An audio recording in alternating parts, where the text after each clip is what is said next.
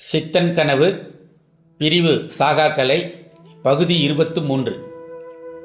அன்பர்களே, சிலர் இறைவனை வெளியில் அல்லது சில வடிவங்களில் அல்லது சில விஷயங்களில் தேடுகின்றனர். சிலர் உள்ளுக்குள் தேடுகின்றனர். இறைவனோ இரண்டுமாக இருப்பவன், இரண்டுமாக இருப்பவள் அல்லது இரண்டுமாக இருப்பது. இதில் நாம் எதை தேடி எங்கு செல்வது? இறை இல்லாத பொருளோ உலகமோ பிரபஞ்சமோ அப்படி எதுவுமே இல்லை. ஆயினும் நமக்கு இறை அல்லது ஆன்மீகம் என்று பேசவோ நினைக்கவோ தொடங்கினாலே நமக்கு உள்ளூர ஒரு ஆனந்தம், மகிழ்ச்சி, ஒரு இனம் புரியாத உணர்வு நிலை ஏற்படுகிறதே. இது எப்படி? இதுவும் உண்மையே. அதாவது நமது உள்மனமானது நம் சமுதாயத்தில் நமக்குள்ள விதிகள், கடமைகள், கட்டுப்பாடுகள், நம் தேவைகளுக்கு ஏற்படுகின்ற தடை தாமதங்கள் இவற்றிலிருந்து விடுபட்டு சுதந்திரமாக இயங்குவதற்கு ஏங்கிக் கொண்டிருக்கிறது. அந்த வாய்ப்பை வழங்கும் இறைவனை பற்றிய செய்திகளை கேட்டாலோ நினைத்தாலோ பார்த்தாலோ நம் மனமானது தாய்மடியை கண்ட கன்றுக்குட்டியைப் போல் தாவி ஓடி அதில் லயித்து விடுகிறது.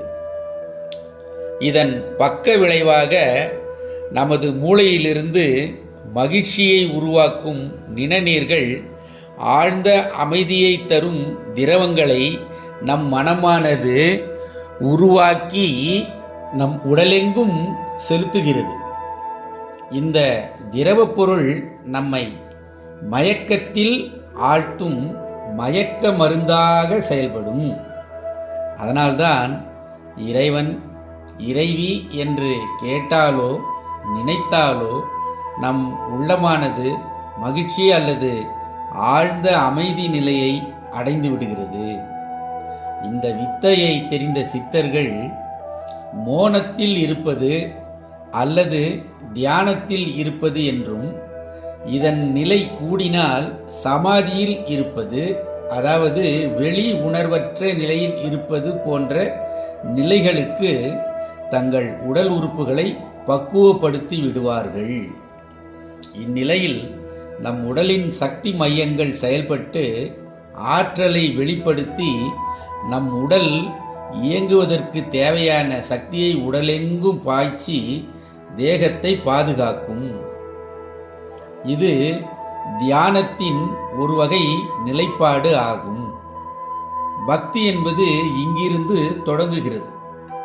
சற்று யோசித்தால் பக்தி என்பதும் ஒருவித தியானமே என்பது புரியும். பக்தி என்றால் நம்பிக்கை, விருப்பம் என்று பொருள் கொள்ளலாம். நம்பிக்கை இல்லா தியானம் வீண், பலனற்றது. பக்தியில்லா வழிபாட்டு முறை அதுவும் அப்படியே.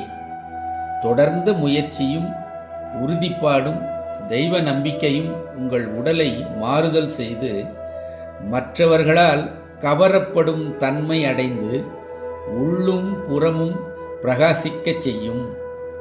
உங்கள் எண்ணங்களோ உடலின் நிணநீர் மண்டலங்களை இயக்கி சுரப்பிகள் திறம்பட வேலை செய்து ஆனந்த மயக்கத்தில் உங்களை ஆழ்த்தி கனவுலகில் சஞ்சரிக்கச் செய்யும். இதற்கு போதம் என்று பெயர். சிவனுக்கு போதநாதர் என்ற பெயர் உண்டு. போதம் தருவது நீரு,